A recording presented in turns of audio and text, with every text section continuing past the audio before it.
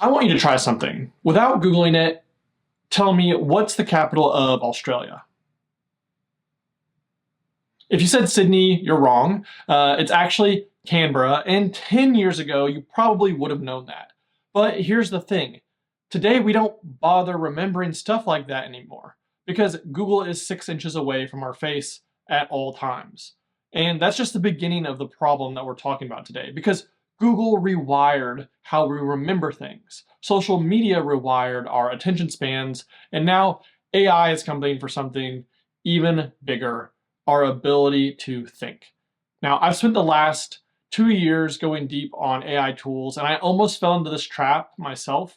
So today I'm going to show you the exact framework that I use to get all of the productivity benefits of AI without turning my brain into mush. And it comes down to one distinction that I think a lot of people are getting wrong. And this isn't a new story. Every time we get a new powerful tool, there's some sort of trade-off. In 2011, a researcher at Columbia named Betsy Sparrow published a study in Science. It's one of the most prestigious journals in the world, and what she found was wild. When people know they can get something or look something up easily, they naturally stop encoding that information into memory. We don't remember the fact anymore. We just remember we can find it on Google. And she called this transactive memory. And it basically means we've outsourced our memory to Google. And it continues to get worse. A follow-up study found that just searching for the information online made people think that they knew more than they did. So they were overestimating their knowledge. So not only are we remembering less, we think we know more. And that's a dangerous combination. Then social media entered the picture, and a 2021 study published by PLOS ONE looked at the media use in children and found a pretty clear link between heavy media consumption and attention difficulties. Now, this isn't just in kids, even though we like to focus on that. You can probably feel it yourself. When's the last time you spent 15, 20 minutes reading a long article without checking your phone? We went from Google shrinking our memory to social media shrinking our attention spans. And now we're in round 3.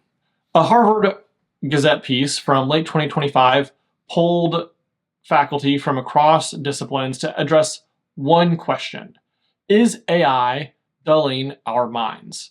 And the consensus was, drumroll please, it depends. One of the researchers they quoted, Dan Levy from Kennedy School, put it perfectly. He said that there's a huge difference between using AI to do the work for you versus using the AI to work with you. Now, when AI does the work for you, no learning happens. There's not that cycle that we're so used to. Your brain isn't engaged, and when your brain isn't engaged, it atrophies. Just like when you stop working out for a while and then go to the gym for the first time. So here's the pattern. Every generation of technology takes something from us cognitively. This is a fact. And AI is the most powerful one yet, which means the stakes are now higher than ever. So what do? Because I'm not gonna sit here and tell you to stop using AI. That would be insane if you didn't know. These tools are genuinely incredible, and if you don't use them, you're probably gonna get left behind professionally as people get more and more productive. So the answer to this is a distinction I've been thinking about for a while, and I think it's the most important idea of the entire video. And that is that we should automate our tasks and never automate your thinking. So Sam Parr, who is the founder of The Hustle and the host of the My First Million podcast, made a great video recently about one skill that makes you irreplaceable in the age of AI. And his premise was taste, the ability to look at a bunch of options, to know which one is right, and the ability to have vision. That's a fundamentally human skill, and it's a thing that AI is the worst at. So I'm gonna link his video down below. Check it out, it's really good, I really enjoyed it. It's on my favorites list. It's actually the only video on my favorites list because I saved that for super special occasions. So the framework here is simple. If a task is rote, meaning it follows predictable steps, it doesn't require judgment, and you delegate it to an assistant, if you can afford one, automate it. Let AI handle it. But if a task requires creative thinking, strategic judgment, or just personal taste, that's yours. Keep it, protect it, exercise it. Because if you outsource your thinking to AI, you will lose the ability to think well. I know this because it's happened to me. When ChatGPT first came out, I was all in. I've been following OpenAI since back in the Dota 2 days, and I would ask it literally everything. What should I eat for dinner? How should I structure this email? What's my opinion on this article? And after a few months of that, I noticed something scary. When I sat down to write or to make a decision without AI, I felt stuck. Like somehow I'd forgotten how to start my brain. And what that was atrophy. My brain had gotten lazy because I'd let AI do the first draft thinking of literally everything. So not just the boring stuff, but all of the creative stuff too. And now I have to actively retrain myself to think independently again. And honestly, that took a lot of effort. It was like going back to the gym after months off. And honestly, I still don't know if I've all the way recovered. There are some studies right now that are saying once you lose that creative ability, it doesn't come back. And I'm hoping this isn't true. I think if you're really intentional about it and you work on it, I'm a big believer in growth mindset, so I believe we can build the muscle back up. But I think this is a real risk. It's not theoretical. It's happened to me, and I'm betting it's happening to a lot of people right now who don't even realize that it's happening. So here's what healthy AI use looks like in my day-to-day. Every single one of these tasks that I use is automation, but it's task automation, not thought automation. So number one is appointment booking.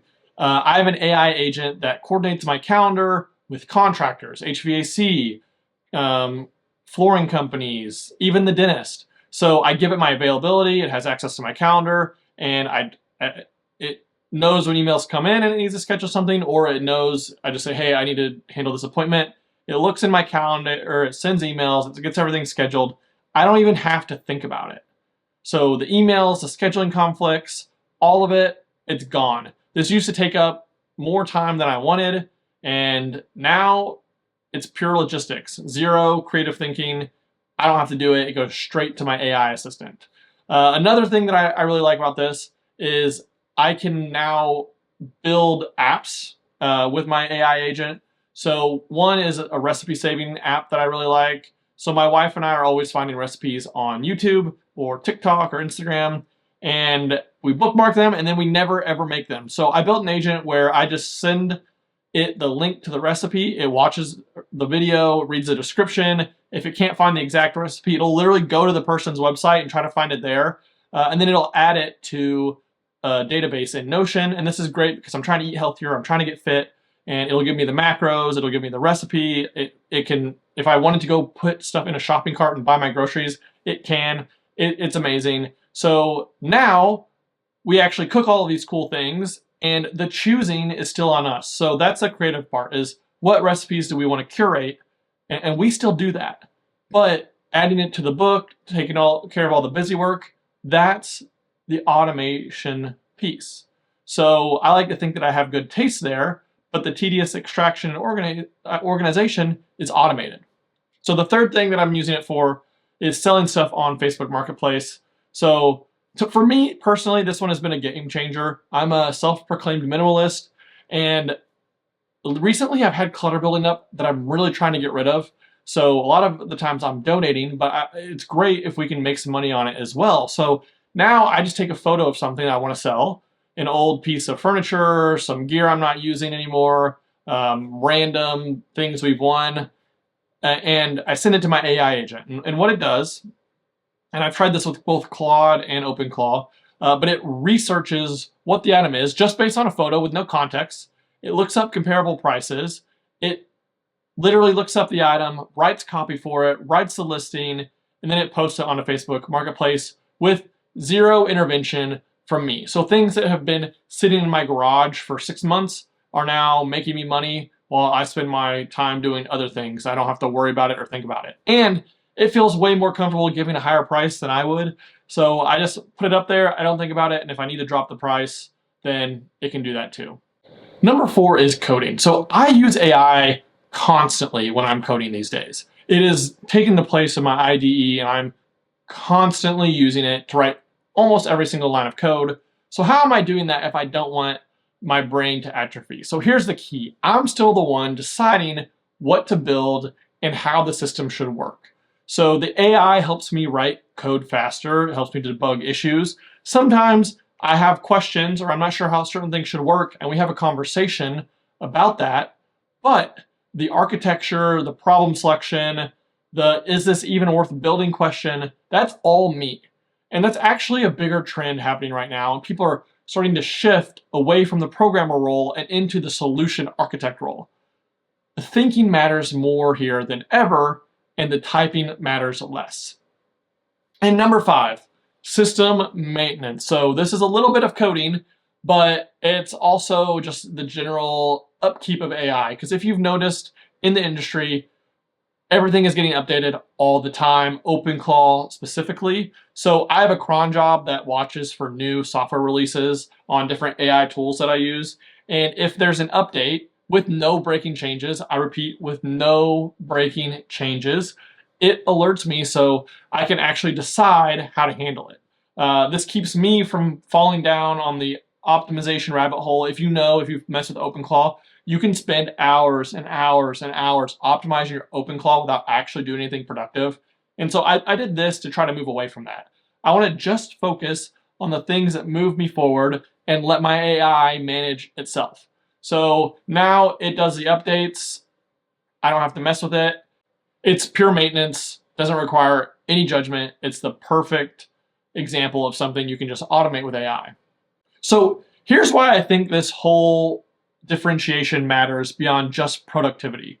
We're living through the biggest technological shift since the internet, maybe the biggest technological shift of all time. And the people who win in this era are not going to be the ones who use AI the most. They're going to be the ones who use AI the smartest. Those who automate the stuff that doesn't matter so that they can double down on the stuff that does. And the cool part, having an assistant used to be something that only rich people could afford, but a personal assistant today with AI handling your scheduling, your admin, your research, that's not $50,000 a year like a hire. Now it's $20 a month with Codex or Claude. And we effectively have that available to all of humanity for the first time in human history. But here's the catch. A personal assistant shouldn't be making decisions for you. They don't tell you what your goal should be. You're not going to find the assistant making the choices for the CEO. It just doesn't happen.